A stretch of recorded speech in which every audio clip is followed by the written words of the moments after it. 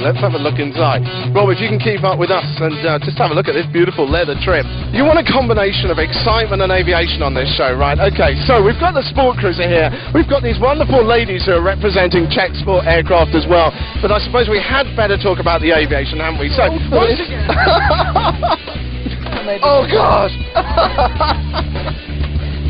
It's like with the grace of a ballerina. All you vote-hungry, knee-jerk reacting politicians in America who say bizjets are completely pointless, have a look at this beauty.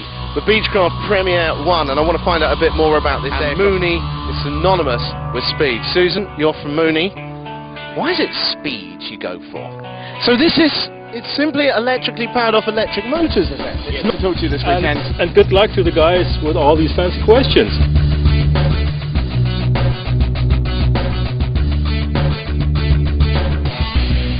To start off with this aircraft, the Extra 500. It is a spectacular looking piece of machinery, isn't it? Extra, I'm sure you know the name because they've got the most amazing aerobatic aircraft. In fact, Rob, if you have a quick peep over there, you can see the beautiful red one over there. But this is a little bit different, isn't it? Walter, you're from Extra. Yes. Is it a business jet? Is it... What is it? Well, it's meant to carry people around on reasonably long distance for the size of airplane.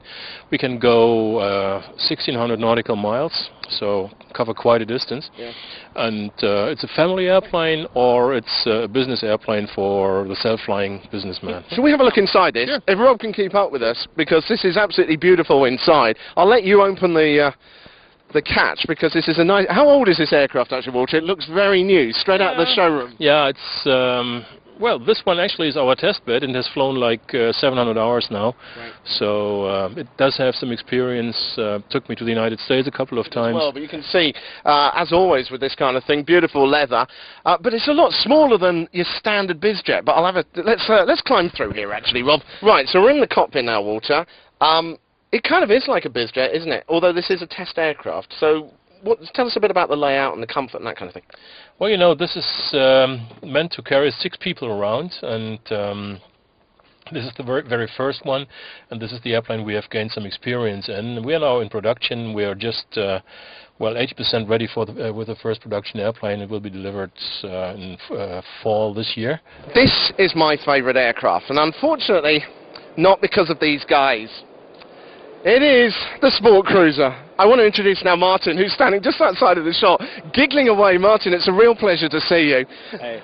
Look, I've talked about this aircraft on the show before. We've reviewed it. I love it. Yeah, now, you've just taken on this aircraft as well. You're really putting in a strong marketing drive now, aren't you? Right. Why do you love this aircraft so much that you bought the company? Well, I fly a bit special. I'm pretty much... It's a very different aircraft. It is, but for touring and cruise speed, I choose Sport Cruiser as my favorite aircraft. We are manufacturing and maintaining GA standards for our production, so there is a really big difference between us and other fluid and plastic ultralights. So really, we are maintaining the highest standard in the industry. I just want to have a look at some of these controls very quickly with Arthur. Now, look, a lot of people watching this show are going to be familiar with light aircraft and perhaps with helicopters as well. So, looking at these controls, is there anything particularly different that people need to get used to in an autogyro? The instruments are standard, like you can see in every other light aircraft and helicopter as well. Just standard instruments using for flight. And how hard is it to learn to fly an autogyro compared to like a light sport aircraft or a helicopter? It's so easy like an aircraft. Much easier than a helicopter. For the helicopter you need really a lot of hours to learn to fly. It's so easy like every other aircraft. I think as a younger pilot, or let's say relatively fewer hours rather than the age, it's nice to have the ability to see where you are and back up what you're learning. Not necessarily straight out the bat. You know, you've got to learn your normal navigation, how to use the VOR in your aircraft. You know, that's all part of flying. But it's just nice to have the backup behind you. Now, while the Detroit 3 might currently be working their way around America on eco-powered, wind-powered bicycles, this is the kind of machinery where serious business gets done. So, let's have a talk here to a man who knows all about this aircraft, beautiful aircraft. Byron. Yes. It's the Premier 1. You've obviously got a lot of jets around. What is it about this one, first of all? Well, this is the biggest, fastest airplane, light jet in the world today.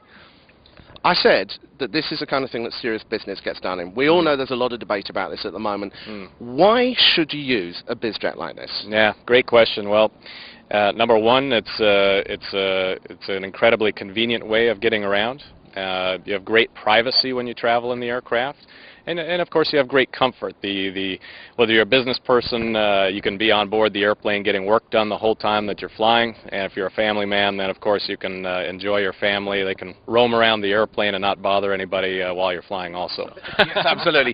Final question, what about range? Yeah, range of the airplane is about 1,300 nautical miles. We're coming out with a new derivative of this airplane called the Premier 2, which will have 1,500 nautical miles of range and some more powerful engines. So as fast as this airplane climbs, which it really is quite a little rocket, as we say, the new airplane will climb even faster. Why is it speed you go for? It's always been a characteristic of the Mooney since its invention in 1946 by Al Mooney, and it continues. We continue to build on his infamous design and just make it faster and faster. But there are some key elements that create that speed for Mooney, and it's the tail, the all-trimming tail with no trim tabs, and it's the laminar flow wing, and it's some elements that you just can't beat. Follow you in there, and if Rob can somehow squeeze around here to actually have a look inside. Now, I must admit, for many people who've been training in, let's face it, a grotty old 172, which has been used by the training school for many, many years, this would be lovely, wouldn't it? You've got full glass panel cockpit as well. It is. Tell us a bit about it. Yes, it's G1000 with the Garmin Autopilot GFC 700 standard.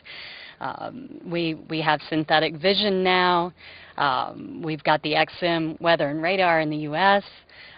We can overlay so many of the things that are useful here in Europe, like StormScope, Skywatch, ADF. Looking down here, there's something missing, isn't there? The undercarriage. The reason being is because it's up here. It's actually a light aircraft with a retractable undercarriage. But why would you do this on such a small aircraft? Tornado, you're responsible for this aircraft. Why retractable gear? We are fastest. We have longer range. We have minimum consumption. We have perfect aerodynamic. Can you see Electric gear. Right. So that's going down. Can you see that underneath? So it's simply electrically powered off electric motors, is it? It's not hydraulic. Nah, only electric. Light, easy. Now, give us an idea, can you, of the sort of cost of this kind of aircraft compared to other light aircraft out there? I mean, is it expensive because you have got the undercarriage as well? If I'm flying, I must pay 70% from car. If I go with the car, it's very expensive for me. If I fly, I must pay only 70% of price from car. So it's cheaper overall. What about 20% I spend. What about when you buy the aircraft the first time? What is the price points like compared to other light aircraft? You mean price? Yes. Beginning is 80,000 euro, and clients say me, I want a leather, I want this one color, I want this equipment, and it's more and more. 100,000 euro is perfect equipped aircraft with the autopilot and all big screens and perfect leather in cockpit.